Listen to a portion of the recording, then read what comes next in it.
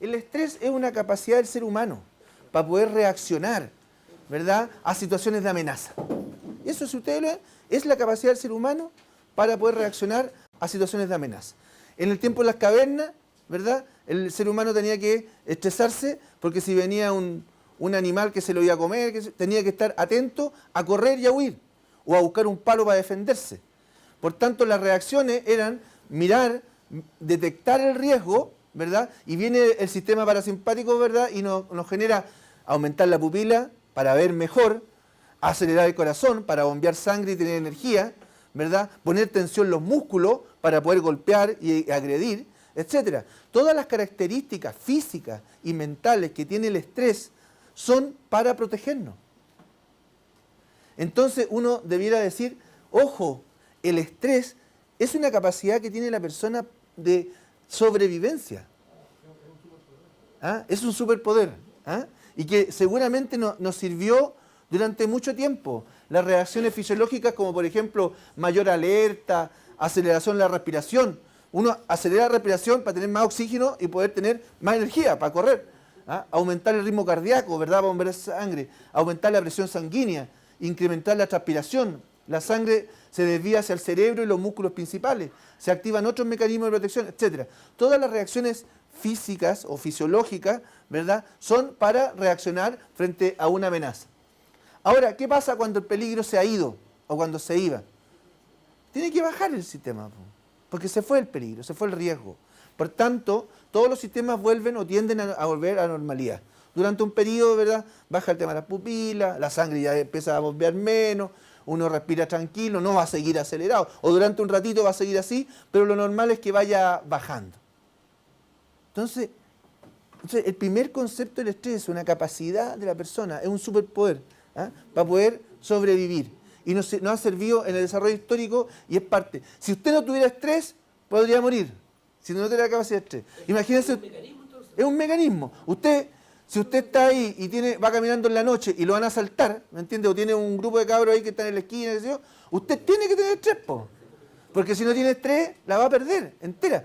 Tiene que tener estrés para poder arrancar, para poder defenderse, etc. O sea, si no tiene la capacidad de estrés frente al riesgo, va a tener un problema. ¿Ah? Yo quiero, lo primero es que lo miren de esa manera. De entonces, sacarle el tono gris, ¿ah?, ¿cómo se dice?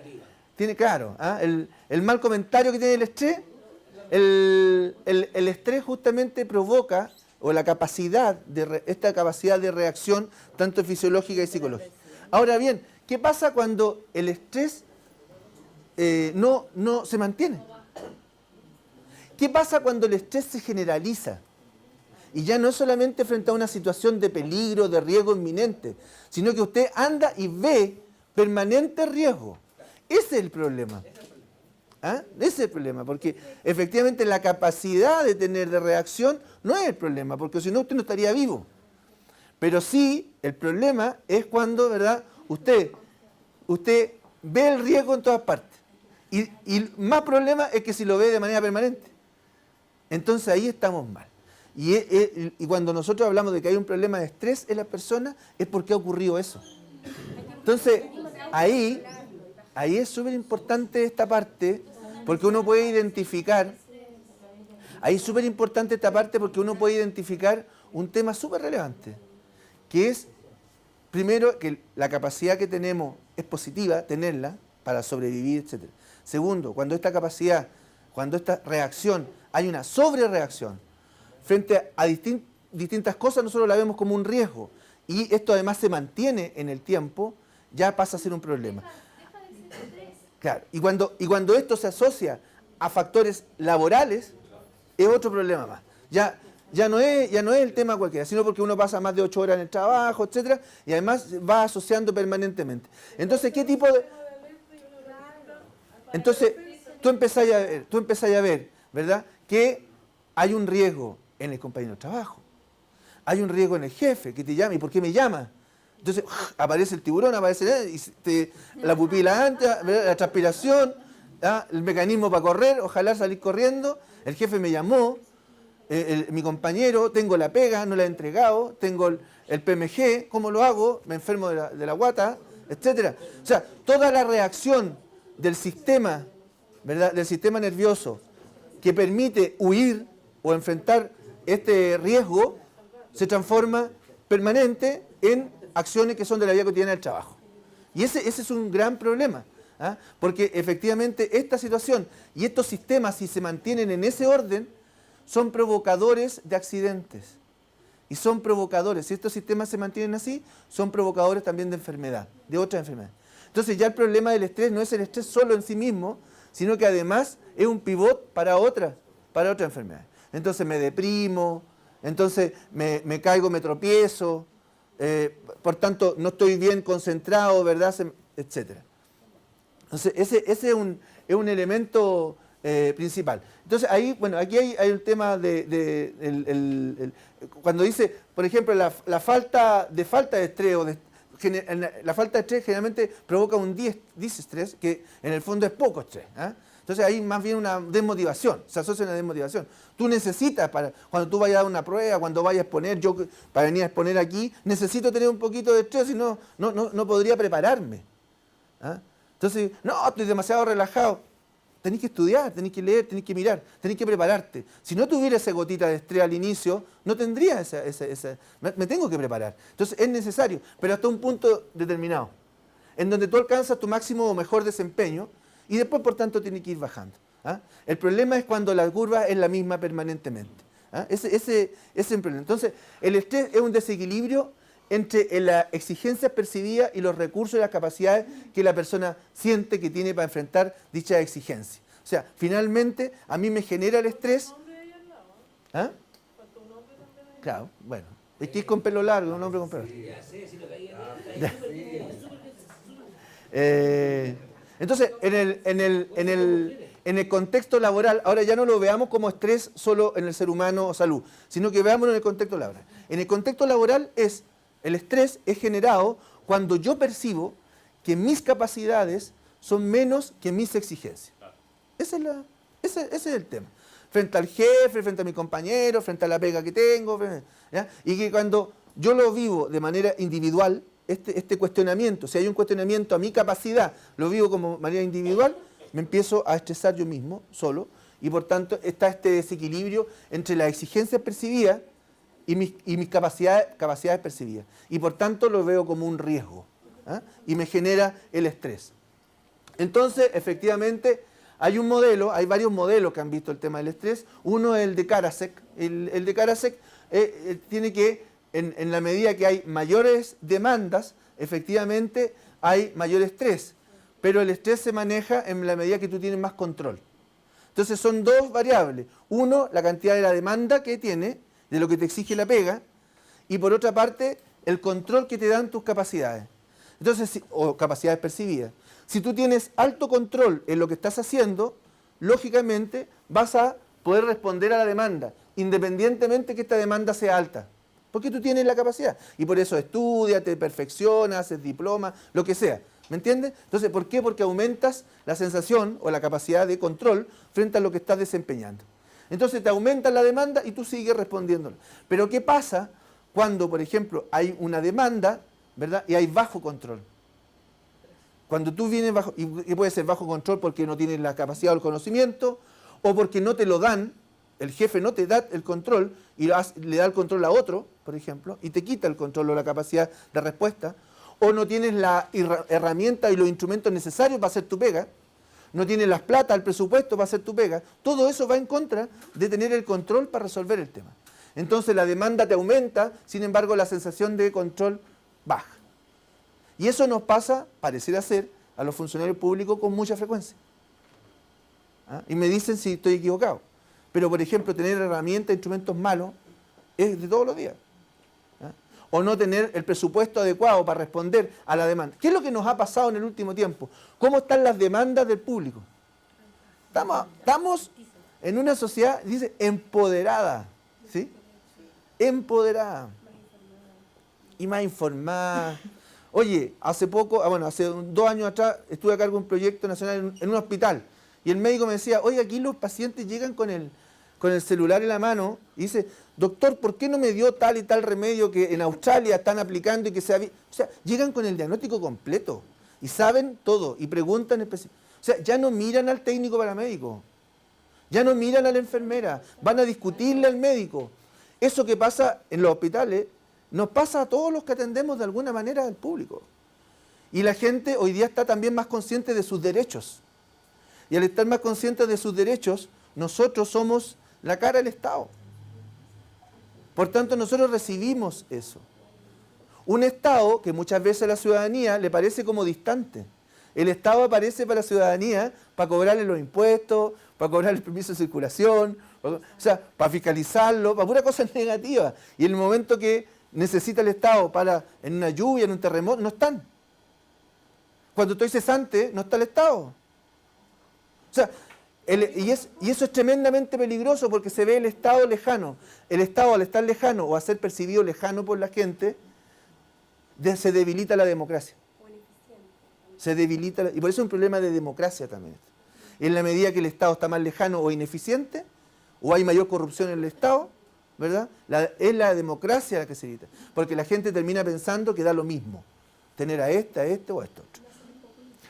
Y salen todos los riesgos que tiene. Entonces, aquí hay un modelo de comprensión en el ámbito laboral del estrés. O sea, mi estrés, ¿verdad?, va a aumentar en la medida que yo tengo altas demandas, un público que te está exigiendo, mayores cantidades de distintos tipos de exigencias, ya no solamente una, ¿cómo se llama eso? Lo polifuncional, ¿ah?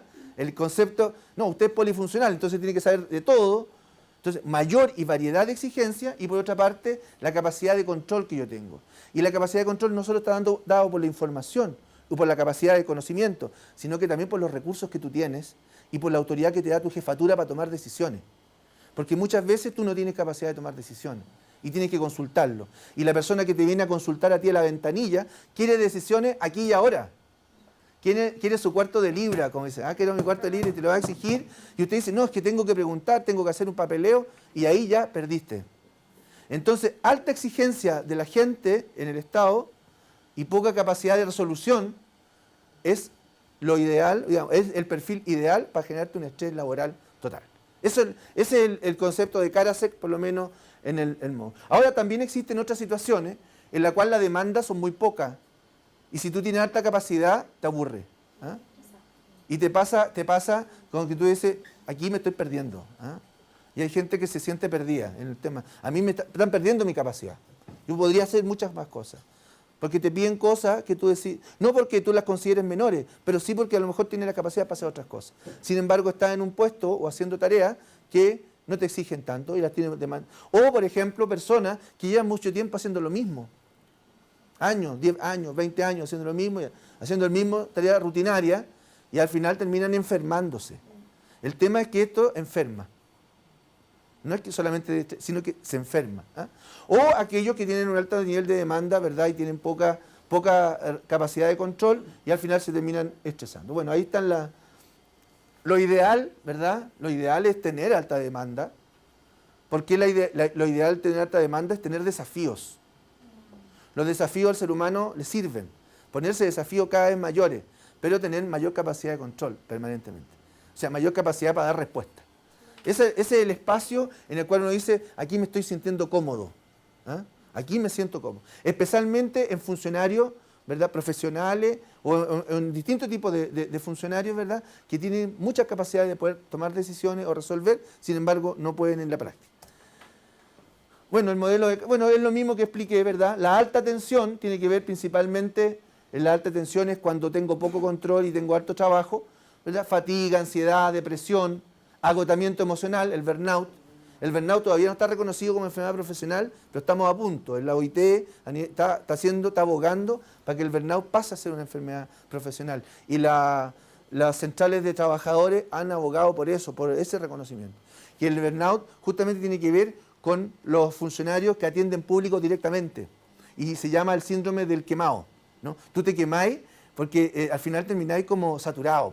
¿Ah? Entonces al final amanecí en la mañana ya cansado, ya enojado, andáis irritable, pasáis a ser el conflictivo del tema, andáis malhumorado y andáis con agotamiento físico. Y eso es porque hay una constante, esta respuesta en la ventanilla, y lo viven los técnicos paramédicos en los hospitales, los de ventanilla, los de cobranza, etcétera, distinto, y en el funcionario público es muy frecuente. ¿Mm? los que escuchan muchos problemas sin tener la capacidad. Algunos trastornos psicológicos, bueno, eso. Así es. O sea, no, está bien, pero el tipo de trabajo también tiene que ver. Hay tipo de trabajo, es distinto cuando tú tienes un trabajo, por ejemplo, de auditoría internamente, a cuando tú estás respondiéndole a un público empoderado. Hay un factor distinto. Ahora, ¿interesante tener políticas de rotación de personal? Sí, pues. De autocuidado o de cuidado, etcétera, sí. Pero el tipo de trabajo también es importante y por eso el funcionario público tiene muy presente eso. El tema del modelo Carasec activo, que es aquellos que tienen la capacidad y también tienen el desafío. La baja tensión, ya lo dije, cuando hay capacidad y no hay y la tarea es muy fácil, como digo, no estamos perdiendo. El trabajador tiene mucho control y tiene poca exigencia. Por tanto, de alguna manera, también baja el estrés, incluso puede llegar a deprimirse. Sí, dale, no. ¿Antes o ahora? No, ahora ya. Tiene que ver con porque siempre se habla de para la tarea que le piden. Claro. En definitiva. Ahí es donde empieza, tú te enfermas igual. Y te enfermas y generalmente la sintomatología que viene es más bien depresiva, es del ámbito depresivo. Entonces, en donde empezáis a sentirte frustrado, no tenía expectativa en la vida, estoy haciendo lo mismo, no, porque no hay reconocimiento. Porque hay una diferencia entre lo que tú tienes y esperas de ti mismo y sabes que tienes y lo que te está diciendo el entorno. Entonces estás en una tarea. Entonces ahí lo importante es tener la posibilidad de cambiar. Que la misma organización del equipo te dé más desafíos y poder ubicarte en otras tareas que te motiven más y que prueben más tu exigencia, más que otras más rutinarias.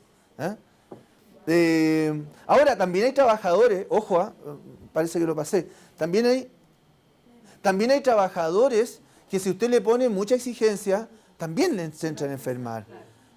Y que realizan muy bien su pega rutinaria y que tienen mucho valor también, porque lamentablemente en este sistema productivo hay muchas tareas rutinarias que pasan a tener una connotación negativa, digamos. Pero hay muchas tareas que, siendo la misma todos los días, es tremendamente necesaria. Uno no podría hacer ciertos trabajos si no estuvieran hechas esas tareas. Y muchas veces tú, por hacerla mejor, cambias a esa persona a una pega de mayor complejidad o de otro tipo, y la persona se estresa porque cree que no tiene competencia. Entonces, todos esos traslados, cambios, tienen que ir de la mano con darle más competencia, desarrollarle más competencia. No solo con el traslado y ubicación. A veces usted pierde un buen trabajador y gana un mal jefe. No todos los buenos trabajadores van a ser buenos jefes, porque tienen competencias distintas. Entonces pierde un trabajador y gana un mal jefe. Bueno, significa entonces, con menos control y más demanda, el estrés generalmente se incrementará, ¿verdad? Con más control y menos demanda, el estrés generalmente disminuirá, pero va a disminuir tanto si tiene mucha capacidad y menos tarea que puede hasta deprimirse, o se desmotiva también, baja motivación. El estrés normalmente disminuirá si aumenta el apoyo social. Eso también es tremendamente importante en el modelo de Carasec, que en el fondo, si aumenta la demanda, ¿qué es lo que hay que hacer? ¿Ustedes creen que la demanda va a bajar en el Estado? La pregunta. Todo indica que de aquí a 20 años más va a ser mayor. Mayor, más variado, menos tiempo. Hay que mirar, sí, el sistema capitalista, el sistema, lo que sea, pero el tema es que cuando hay grandes necesidades, muchas necesidades, y un pueblo que también está empoderado, nuestras demandas aumentan. Entonces, ¿cuál es el factor, verdad, que uno pudiera incidir en esta dinámica para poder manejar el tema? Y tiene que ver justamente con el control, con los mecanismos de control y capacidad. Efectivamente, las demandas hay que priorizarlas, hay que focalizarlas, hay que organizar la pega, etcétera. Todo eso tiene que ver con las demandas, organizar las demandas. No puede ser que uno esté constantemente respondiendo a todo por igual y con el mismo nivel de emergencia, como si todos fueran grandes animales que responder. Hay distintos tipos y eso es lo que a veces nosotros no hacemos, o nuestras jefaturas no hacen, o nuestra organización no hace, que es focalizar, bueno, qué es lo prioritario y qué no. Todo es para ayer, pero de la misma manera. Pero ¿en dónde nosotros podemos incidir? Y podemos incidir en la dinámica del control. Nosotros aumentamos control en la medida que tenemos más capacidades, más información, más habilidades, más recursos, pero también más colaboración del equipo. En la medida, y se ha descubierto en la investigación, especialmente en el modelo de Carasec, en la medida que tenemos más equipo, tenemos más red social, podemos tolerar mayores niveles de demanda. Sí. Podemos tolerar mayores demandas. El problema es que nuestra sociedad aumenta la demanda y ha roto la red social. Lo que está dañado en nuestro país tiene que ver, muy importante, que fue en el tiempo de la dictadura y después que no se ha recompuesto totalmente, es el tejido social, dentro de la comunidad y dentro de las organizaciones. Y el tejido social y el equipo es sospechoso, ha sido sospechoso. En el término de que, en la medida de que uno tiene mayor capacidad o vida social, tejido social, colaboración, va a tener mayor capacidad de control frente a estas grandes demandas. Participación, ¿verdad? Organización, demandar derechos, etc. Entonces, para nosotros estamos justamente en el peor mundo porque no tenemos las dos. Nuestra única herramienta, como las demandas aumentan, nuestra única herramienta más importante debiera ser cómo recomponemos el tejido social, ¿verdad? Para poder sentirnos con mayor capacidad de control y tomar decisiones en conjunto, en colaborarnos. Porque seguramente en la película, si ese equipo se hubiera parado y hubiera en conjunto buscado soluciones, seguramente esa gran demanda que tenían podría haber sido mayor absorbida. Claro, también hay que discutir la demanda, hay que ver, hay que focalizar, hay que bajar la demanda, sí. Pero el equipo, mientras no hay equipo, no hay posibilidad de eso. Y yo me gustaría dejar como súper centrado ahí también el tema. El tema tiene que ver el tejido social en la organización. Si nosotros tenemos minada la organización, no solamente en el país, sino que en la unidad de empleadores, en nuestro equipo, hay pocas posibilidades de responder a la demanda y por tanto aumentar el estrés y nos enfermamos. Por eso, a más organización, las organizaciones son más saludables. Usted ve que hay mayor seguridad y salud en el trabajo donde hay sindicatos, donde hay organización activas. ¿Ah? Hay más seguridad y salud en el trabajo cuando hay comités paritarios. Con eso que con dirigentes comprometidos. Con el si tema. hay un dirigente que no está comprometido con su base, podrá no lleva a ningún lado.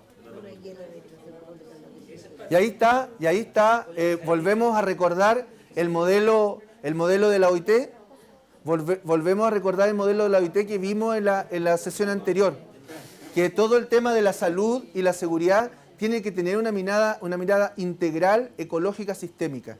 Este es el modelo que propone la OIT. O sea, que nuestra salud y nuestra seguridad, que es un constructo social finalmente. Cada uno dice, mire, para mí salud es esto, para mí salud es esto otro. Para mí salud es no tener enfermedad, pero para otros tener salud es desarrollarse en la vida. Son distintos, es una construcción social. Y esa construcción social no tiene que ver solo con el individuo, sino con su familia, cómo se vive con su familia. ¿Ah? Cómo se vive en su equipo de trabajo, cómo se vive en la comunidad en que vive y cómo la sociedad también propone, ¿verdad? En ciertas normas. Usted puede estar, y ahí está la gran diferencia, yo tengo que hacerlo, decirlo, con los distintos organismos administradores, ¿ah? Del seguro, la salud y seguridad. Nosotros, el ISL, tenemos una diferencia en eso. No nos podemos comparar. ¿Ah? Cuando usted habla de la seguridad y la salud de trabajo con los organismos privados, el problema central es el individuo. Entonces lo que hay que hacer es capacitar al individuo, ponerle casco al individuo, ponerle señalética al individuo para que vea por dónde tiene que caminar. Y nosotros decimos, no, pues hay mucho más que eso. ¿Ah? Hay mucho más que eso. ¿Ah? Tiene una mirada distinta, una comprensión distinta. ¿Ah? Entonces, yo diría que ese también es el tono del Estado, ¿no? De tener una mirada integral y no solamente porque cuando usted le pone el acento al individuo, le está poniendo también la responsabilidad a la víctima. Porque muchas veces usted tiene accidentes o tiene enfermedades por lo que decía Chaplin, por el sistema, no por usted. Entonces, cuando le ponen el acento en el individuo y es el individuo el responsable, es también la víctima la que es responsable. Y no se cuestiona lo que está a la base, que es el sistema productivo que está en ese momento. Hay un sistema productivo que está causando enfermedad. El estrés, el apuro, un mal jefe, una falta de organización de la pega, etcétera, etcétera. Eso es lo que está a la base del asunto, apurar. Y eso no se cuestiona. Y no se cuestiona cuando se pone el acento en el individuo. Entonces ahí podemos, ¿qué es lo que podemos hacer? Fácilmente excluirlo, mandarlo en el carro, lo vienen a buscar de blanco a usted, porque usted es el responsable. Cuando usted le hace una capacitación y pone solo el acento en el trabajador, está haciendo lo mismo. Lo está poniendo con un traje blanco y lo está mandando, porque usted es el responsable. Nosotros tenemos que evitar eso, impedir eso y alegar que el tema no es solamente del individuo. Tenemos que cuestionar y mirar los procesos que están causando eso. Seguimos en la tarde, vamos a almorzar, volvemos.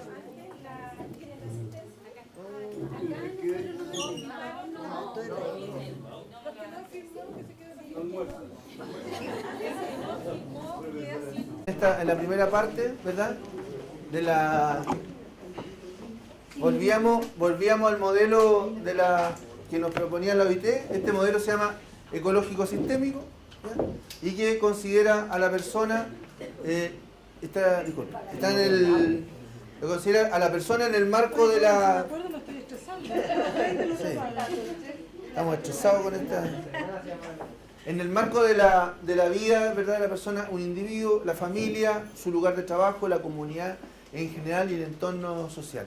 Esto cambia radicalmente, es muy importante entenderlo, porque este modelo es el modelo comprensivo que uno coloca para interpretar lo que es la seguridad y la salud en el trabajo. Es muy distinto, y las intervenciones van a ser muy distintas, si yo considero que solo el individuo es el responsable, y hablamos de trabajador seguro o trabajador inseguro, ¿ya? Entonces los catalogamos como que hay algunos seguros y otros inseguros, por tanto la responsabilidad es del trabajador, a decir, aquí hay un conjunto de sistemas que están involucrados y que aumentan o disminuyen la posibilidad de que exista una enfermedad. Entonces ahí uno entra a cuestionar lo que hay. Por tanto, las intervenciones van a ser distintas, porque si yo considero que el individuo es el inseguro, yo voy a tratar de abordarlo a él. Solo a él. Voy a tratar de darle capacitación a él, casco de seguridad, bla, bla, bla, bla. En cambio, si yo considero que es en realidad un conjunto de sistemas los involucrados, yo voy a generar intervenciones en los distintos sistemas. No dejo de intervenir en la persona porque tiene que estar informado, etcétera, pero también en el equipo de trabajo, también en la comunidad, también a nivel de las políticas en general. Entonces, por tanto, el modelo comprensivo que yo tenga de la situación del estrés va a depender de lo que yo voy a intervenir o cómo lo voy a intervenir.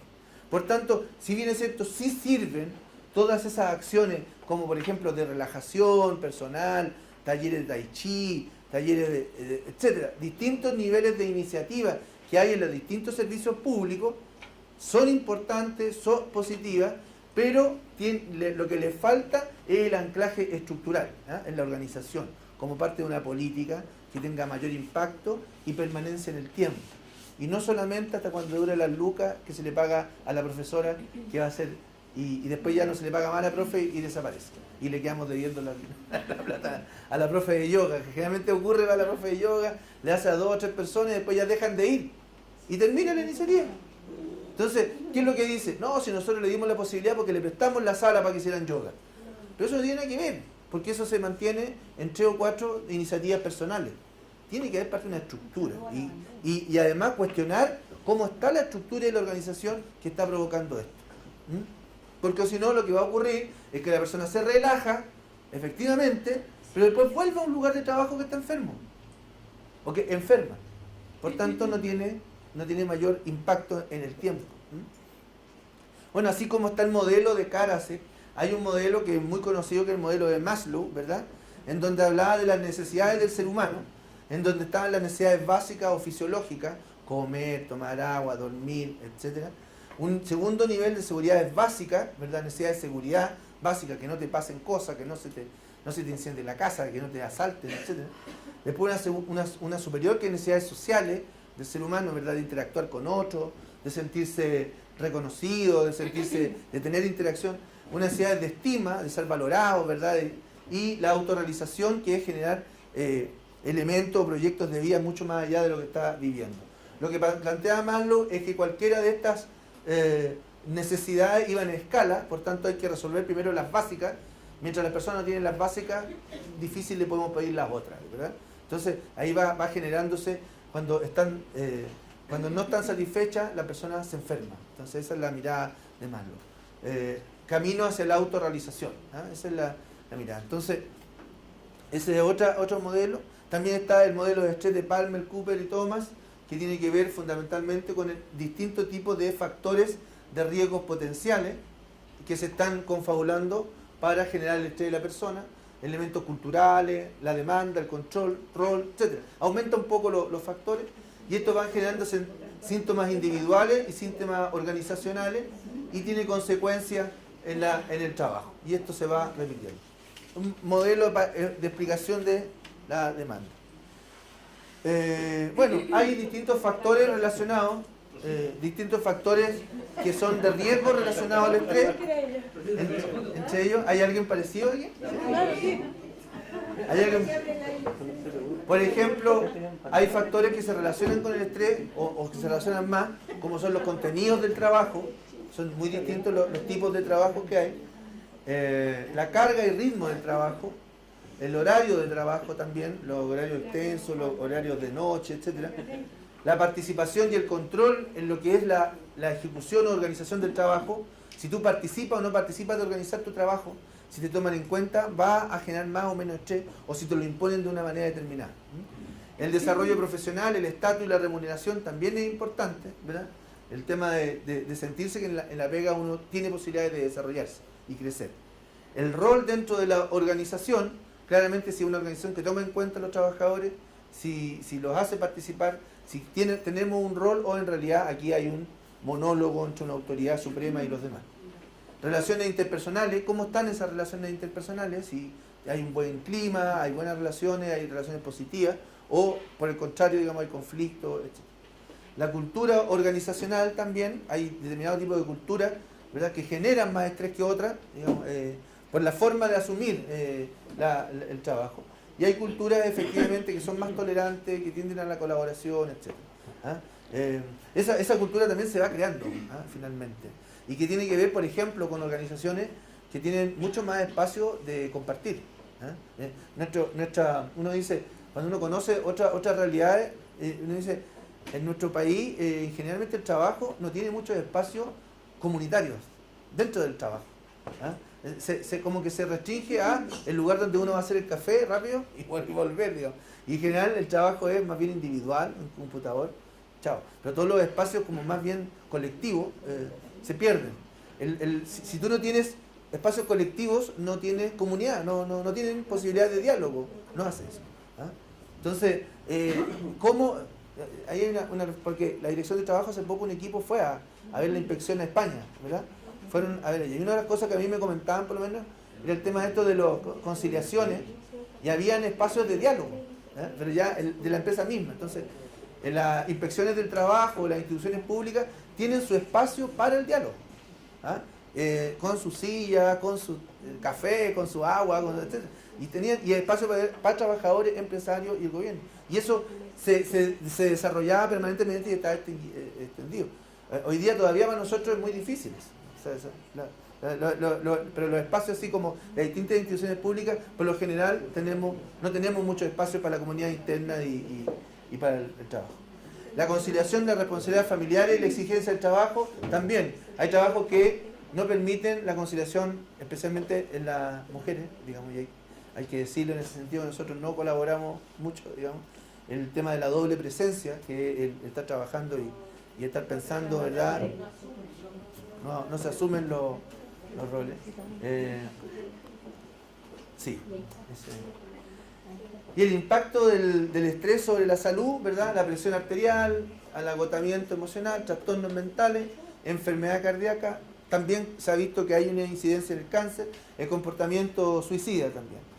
Ojo ahí porque efectivamente el estrés lo que genera, como tiene una relación con el sistema parasimpático, digamos, lo que genera es una baja en las defensas.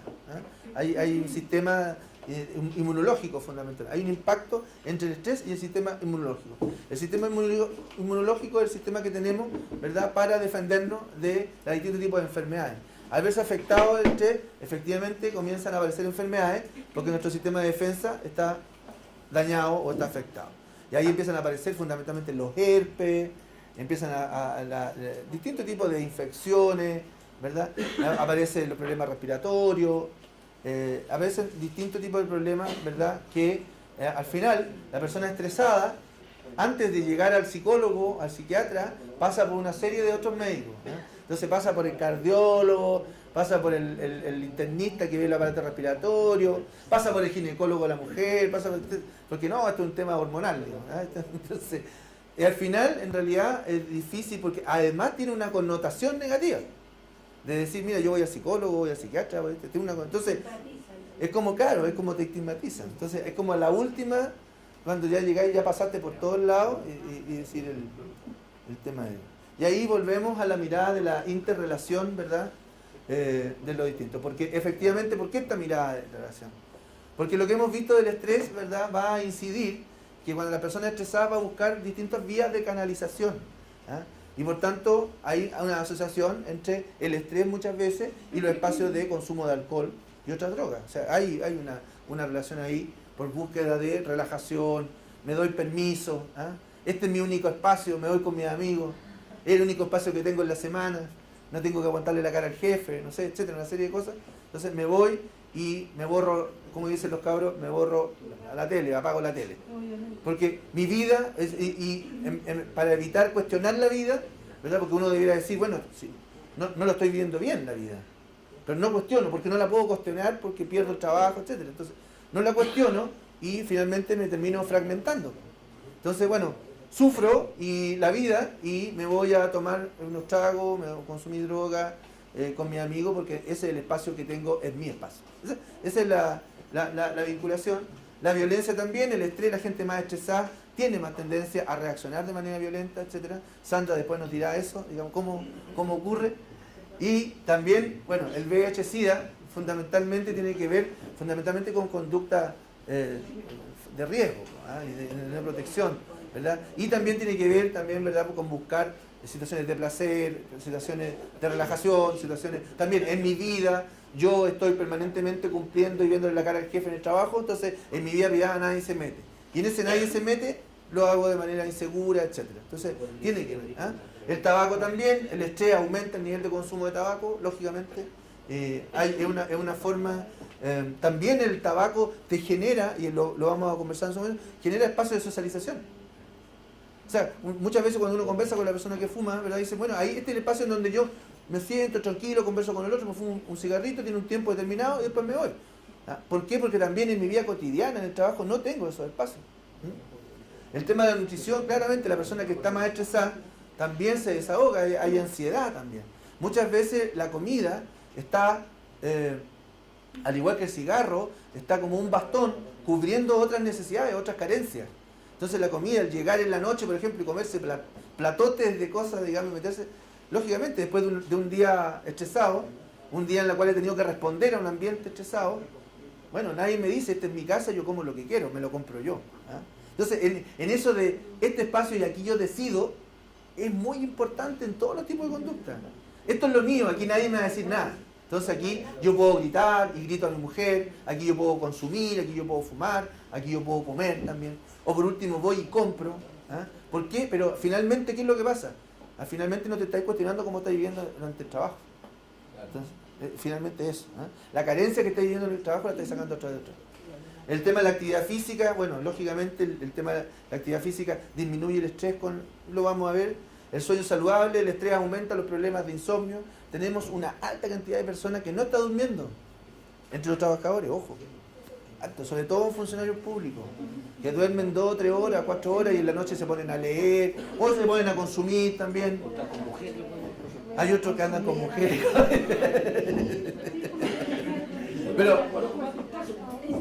Pero el tema de la cantidad de personas que no duermen es altísimo y está creciendo. Y eso genera que el otro día la persona no ande con todas las capacidades de concentración, ande mal genio, hay mayor riesgo de accidente, porque al tener sueño, ¿verdad?, no anda con toda su atención, etc.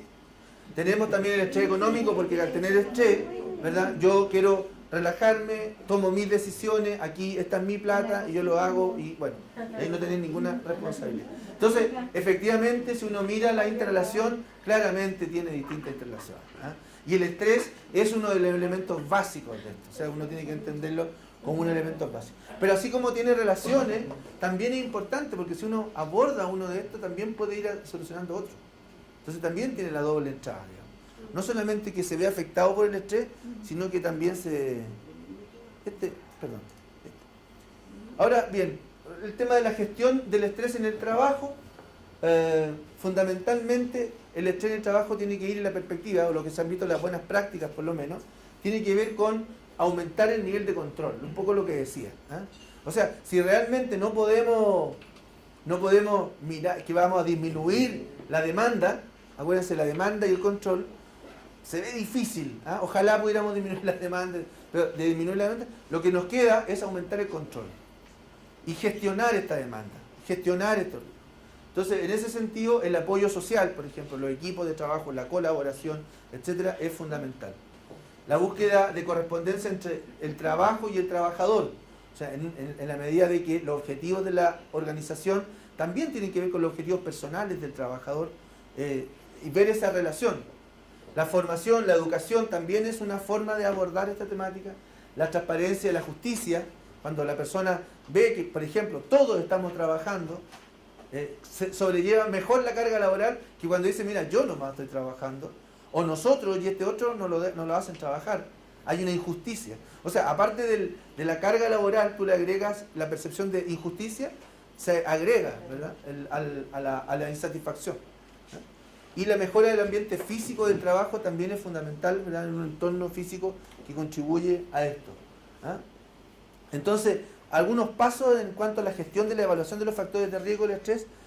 Bueno, primero el tema del análisis de la situación y la evaluación de los riesgos, ¿no? En ese sentido, es importante para abordar el tema del estrés el poder conocer la opinión de la gente. ¿Ah? Y eso lo vamos a ver transversalmente en todos los temas. ¿Ah? O sea, para abordar como política el tema del estrés, primero tenemos que partir de cómo se vive el estrés entre los trabajadores y no darlo como una cosa dada, ¿no?, como una cosa hecha. Para saber cuáles son esos factores que están influyendo más que otros, qué es lo que perciben, qué es lo que es el estrés, ¿verdad? ¿Cuál hay que abordar primero? ¿Y cómo solucionarlo? Muchas veces la gente va a identificar mucho mejor que un experto, va a identificar cuáles son esos factores que hay que abordar primero más que otros. Entonces, la piedra angular, yo diría, de todos estos factores, lo vamos a ir viendo, tiene que ver con la participación de los trabajadores y consultar. ¿Ah? Así como también la constitución de este equipo responsable. ¿Ah? El equipo responsable y después de la consulta, el diseño de un plan de acción para reducir esto, el estrés, la implementación del plan de acción, la evaluación del plan y la identificación de los aprendizajes, las mejoras, etc. Este es un sistema que finalmente, un sistema como de gestión del estrés, ¿no?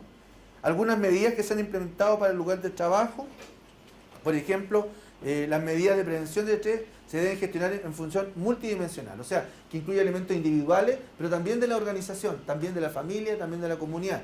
Mientras afectamos más factores de este modelo ecológico, mayor impacto va a tener que si afectamos uno solo. Entonces, por tanto, implementación de medidas colectivas y de gestión de evaluación en colectivo de la organización, adecuación de condiciones y la organización del trabajo. La mejor organización del trabajo contribuye muchísimo a disminuir el estrés.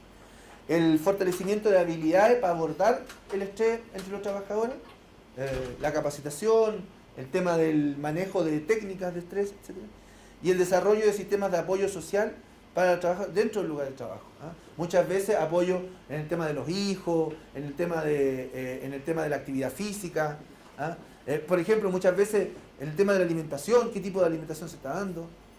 Bueno, hay distintos tipos de variables en los cuales uno tiene que abordar el tema del estrés. Partiendo por una vía más sana. ¿Ah? Partiendo de la alimentación. Pero si tenemos dentro de la institución pura alimentación tóxica, digamos, no estamos contribuyendo. Si no tenemos un minuto para hacer deporte o ejercicio durante el día, si no tenemos pausas saludables, por ejemplo, etc.